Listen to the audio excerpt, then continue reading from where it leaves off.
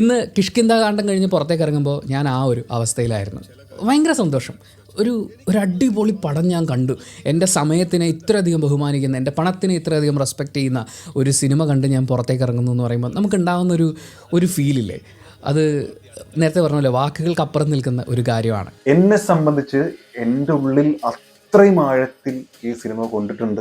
എന്നെ അത്രമാത്രം ഞെട്ടിച്ചിട്ടുണ്ട്.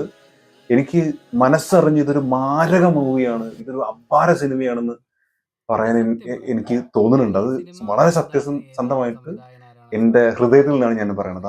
അത്രയും ഒരു കിഡിലൻ സിനിമയാണ് കിഷ്കിന്ധാകാന്ഡം. കിഷ്കിന്ധാകാന്ഡം മാൻ, ഇത് ദൃശ്യം കഴിഞ്ഞു കഴിഞ്ഞാൽ നിങ്ങൾ ഉറപ്പിച്ചോ, മലയാളത്തിൽ നിന്ന് ഇനി എല്ലാ ലാംഗ്വേജിക്കും എടുക്കാൻ പോകുന്ന ഒരു പടം ഇതായിരിക്കും.